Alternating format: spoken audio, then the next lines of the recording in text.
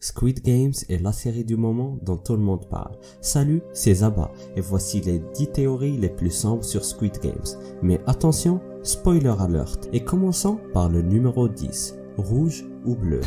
La série commence par le personnage principal Ji-Hoon, qui est, disons-le, dans une situation pour le moins difficile. Avec ses problèmes d'addiction au paris hippique, il est endetté jusqu'au cou, en plus d'être un mauvais père. Alors quand un étranger lui propose un jeu contre de l'argent, il n'a pas d'autre choix que de saisir l'occasion. Mais comme à son habitude, il perd encore et encore. Mais éventuellement, il retourne la situation à son avantage et gagne, remportant par la même occasion une coquette somme d'argent. C'est là où un choix cornélien lui est donné. L'étranger lui demande de choisir entre une carte rouge ou bien une bleue. Il choisit la bleue et finit en tant que participant au Squid Games.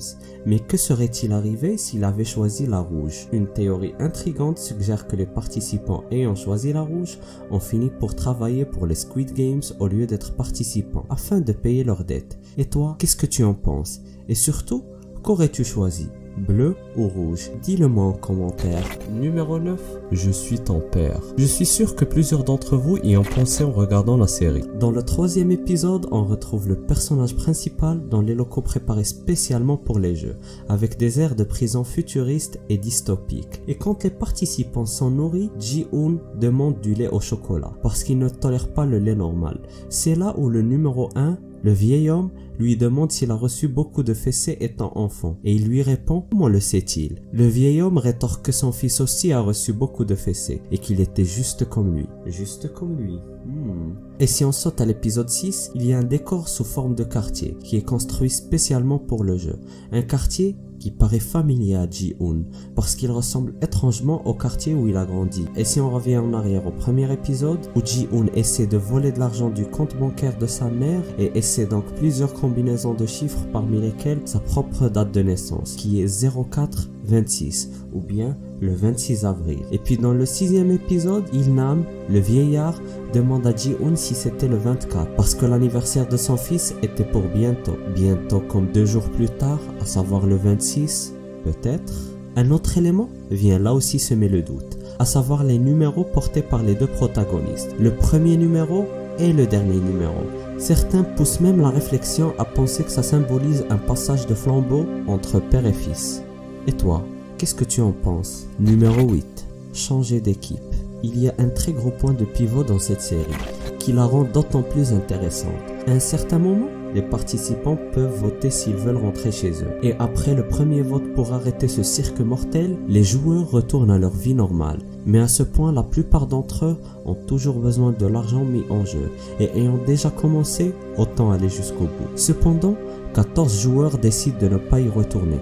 Mais alors, qu'ont fait ces 14 personnes? Eh bien dans la série, on peut très bien voir que le frontman demande aux gardes de garder un œil sur les participants qui n'ont pas voulu revenir, afin de ne pas divulguer à tout va les jeux à qui veut bien l'entendre. Et comme on a pu le voir avec Ji-Hoon, ce n'est vraiment pas facile de convaincre la police de ce qui se passe. Il est même passé pour un faux. Une des théories les plus intéressantes veut que les participants qui ne voulaient plus revenir ont pu payer leurs dettes en étant recrutés autant qu'employés ou gardes des jeux. Donc en changeant de camp, en enfilant la célèbre tenue rouge. Et toi, que penses-tu de cette théorie? Crédible ou non? Numéro 7.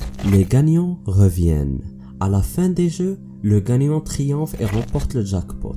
Et ensuite, que se passe-t-il? Au vu des habitudes qui ont mené les participants à ce jeu, on peut supposer qu'il est probable qu'ils aient dépensé à nouveau tous leurs gains et se sont remis dans une spirale de paris et de dettes. Et on le voit dès le premier épisode avec le personnage principal. C'est là où plusieurs avancent la théorie que les gardes étaient d'anciens gagnants retombés dans une dette liée au pari, ou bien d'anciens gagnants qui ne pouvaient plus retourner à une vie normale. D'autant plus que dans l'épisode 3, on découvre le visage d'un garde, et il s'avère être un enfant. Et c'est d'autant plus intriguant puisque les enfants excellent dans ce genre de jeu.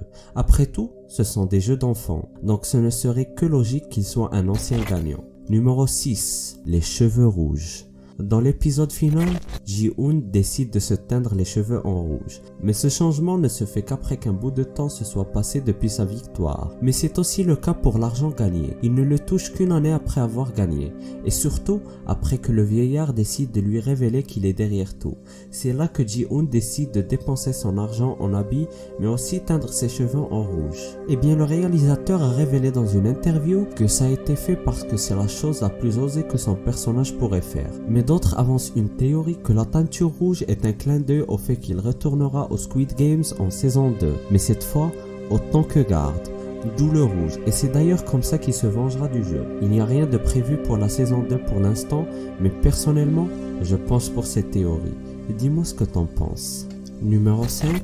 Théorie des jeux. Cette théorie très intéressante veut que la série tout entière soit une métaphore. La théorie des jeux étudie des situations de jeu où les joueurs prennent des décisions, chacun étant conscient que le résultat de son propre choix, et donc ses gains, dépend de celui des autres, et vice versa. Et Squid Games est un exemple parfait de jeu à somme nulle, ce qui veut dire que chaque gain engrangé par un participant est par conséquent un gain perdu pour les autres. Et donc un avantage gagné pour un côté est un avantage perdu pour l'autre. Ou comme il est écrit dans la Bible, faites pour les autres exactement ce que vous voulez qu'ils fassent pour vous. Numéro 4.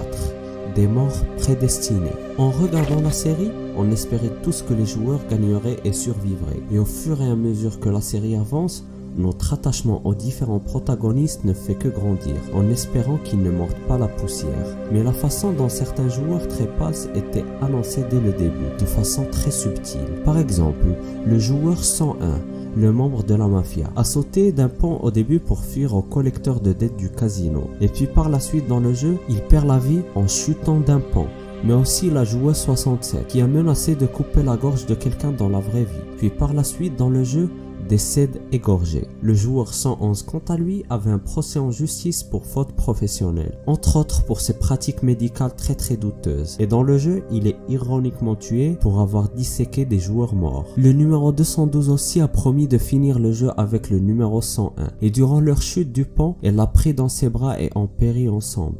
Beaucoup de connexions, mais aussi beaucoup de leçons. Numéro 3.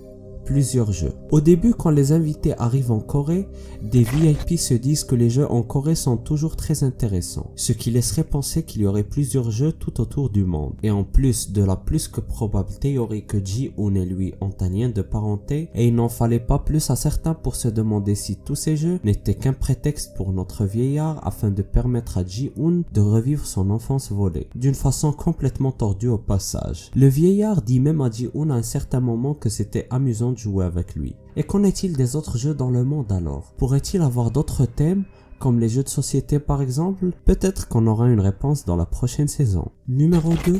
Infiltration. On a parlé précédemment de Ji-hoon et sa nouvelle teinture, qui voudrait potentiellement dire qu'il retourne se venger. Cette théorie veut que Ji-hoon et Jeon-ho vont échanger leurs rôles respectifs. Même si on l'a vu se faire tirer dessus, nous n'avons pas la preuve formelle que Jeon-ho est mort. Après la grande révélation de l'épisode final, on a su que son frère était en vrai le frontman. On ne peut donc imaginer la saison 2 sans lui. Surtout que la saison 2 serait très intense si Ji-hoon, le principal protagoniste, s'infiltrait dans le jeu comme l'a fait Jeon-ho. Et toi, qu'en penses-tu? Veux-tu voir un retournement de situation dans la deuxième saison où Ji-hoon reviendrait s'infiltrer dans le jeu pour se venger? Et enfin le numéro 1, la veste numéro 001. Et finissons cette liste sur une note positive. Si on revient à la première révolte, le frontman et tous les gardes regardent les participants se faire littéralement massacrer dans un chaos total. C'est là que notre vieillard dit qu'il a peur et les portes s'ouvrent alors immédiatement, ce qui est un avant-goût de son pouvoir que nous, autant que spectateurs, ignorons à ce moment-là. Et donc tout le monde a logiquement pensé que c'était en raison de son âge avancé et sa confusion. Mais il savait très bien ce qu'il faisait. Un autre moment révélateur est survenu quand il a donné à Ji-hoon sa veste avec son numéro 001 avant de retourner à la compétition. Chose qui peut paraître comme un acte de bonté. Mais encore une fois, il savait très bien ce qu'il faisait. Et donc cette veste avec ce numéro était synonyme d'immunité dans l'arène pour Ji-hoon. C'était tout pour cette vidéo. Dites-nous quelle est votre théorie préférée et n'oubliez pas d'aimer la vidéo et de vous abonner. À la prochaine.